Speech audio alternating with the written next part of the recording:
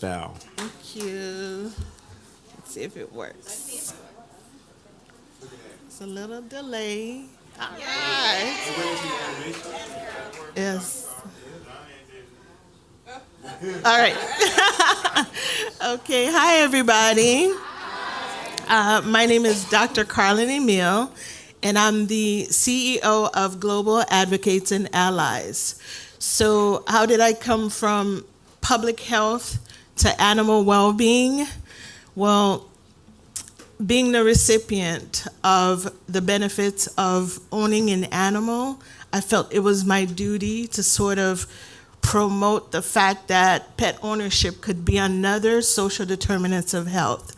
So I work with students, and they're helping me to make that happen. So we're promoting animal welfares and the benefits of owning pets. So many of you know that already, that owning a pet helps with lowering blood pressure, anxiety, depression. It helps reduce isolation, even cardiovascular disease. So I'm a staunch supporter of pet ownership. So this young lady here is my baby. And the reason why I do what I do on a regular basis. Her name is Shasha. She's not as small anymore, but she's my baby. She has 5 other siblings now. I've officially turned into a cat lady, and I'm proud of it. Okay, let's see. Let's go to the next slide. Thank you. All right, so what is Global Advocates all about? I'm going to go on my computer. We exist to promote equality for older adults, children, and animal, and we promote diversity, equity, and inclusion. We were founded in 2015. Knowing what we know about the social determinants of health, our board and our partners got together and created an agency that would serve the community by providing free screenings and free health examinations. We worked alongside with the local Department of Health and other agencies like the Council of South Florida. Even CDC had given us small grants to do that work. But we initially started as the Community Health and Empowerment Network, as you see here.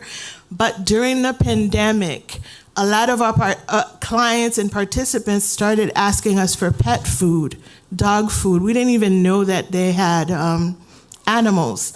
Being the animal lover that I am, I was like, okay, we're gonna use some of our funding and we're gonna start serving these animals. So we served so many people during the pandemic. We were running out of money, so we reached out to PetSmart's charities, and they gave us our first grants and connected us to the C.A.R.E team, which that was the best thing that happened to us. So because we wanted to give animal well-being their own face, their own identity, we created the Global Advocates for Allies, and they put me in charge of that, and I accept. So we serve in the South Florida area. And those of you who know a little bit about South Florida, the South is construed of 3 major counties: Palm Beach, Broward, and Miami-Dade County. So for the year 2021, we served 1,432 pets for 800 families. And if you want to see pictures and everything that we do, our handler at Facebook and Instagram is Paws and Families Forever. So we do fight to keep pets in the homes of their families.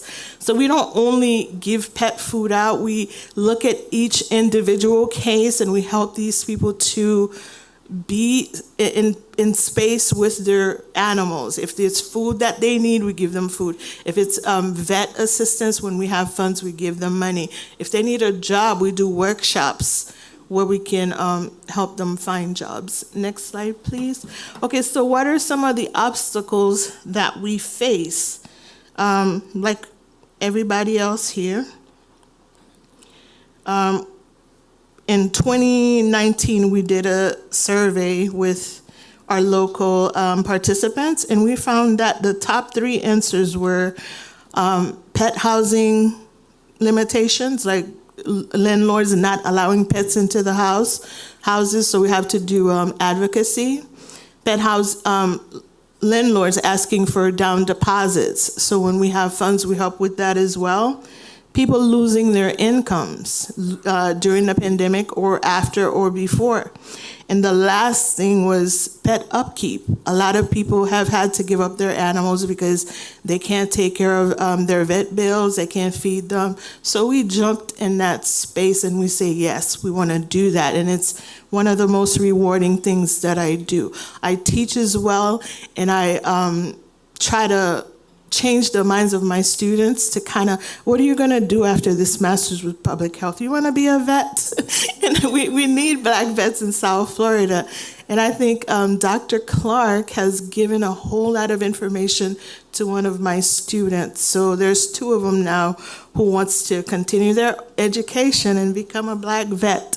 So we're doing that too. And so the barriers are as follows. You can see them up here. We need help with pet resources, foods.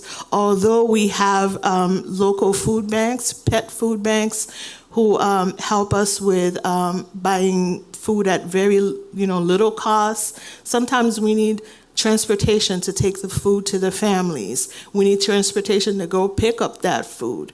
We need transportation to get to the areas where food is not given at all. And of course, direct care funds are needed. And the huge elephant in the room is the policies to fight discriminatory and exclusionary practices in pet adoption. So I'll share a little bit of a story about what happened to me when I went to the pet food bank to pick up food for our participants. We had to do an application. So we were like drilled, like, who are you? We've never heard of you guys. What do you do? Who are you guys again? I'm like, we're community health. We love animals and we're making an impact. Can I have the application, please? Sorry. So they gave us the application. It's been a year that we've been working with them. And now we're so close that she has asked me to write a grant for her. So it's working. It's working. Next slide, please. And as you can see in the picture, these are what we do on a monthly basis, give food out in the community. We still work simultaneously with the community health as they're doing the screenings. If you're a pet parent, then we help you with food. Whatever it is that you need, we do that for you. So we're very active in the community. And then I want to get to the next slide that talks about our successes. So as I shared, we served over 1,000 pets in 2022. And we're hoping to do that again in 2021. We served over 1,000, and we're aiming to do even more this year.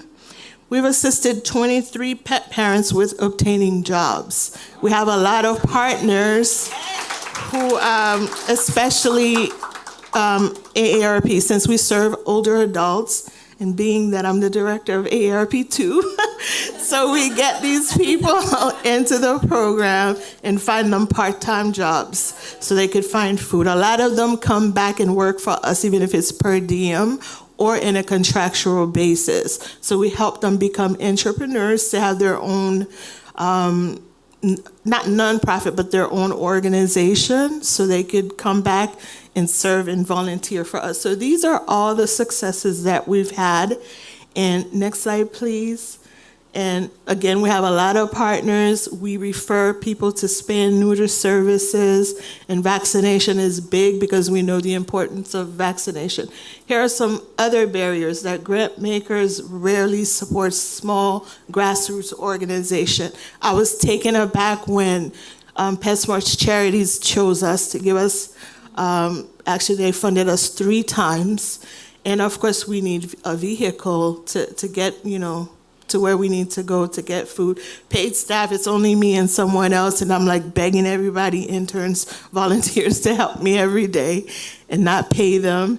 And the whole nine, adoption and wraparound services. So in a nutshell, next slide, please.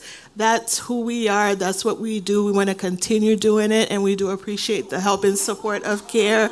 This is an adoption story. This dog was left in the house by the previous owners, and my sister and my niece took her, and I feel like she's gonna end up at my house with my 6 cats, but that's the story. Thank you.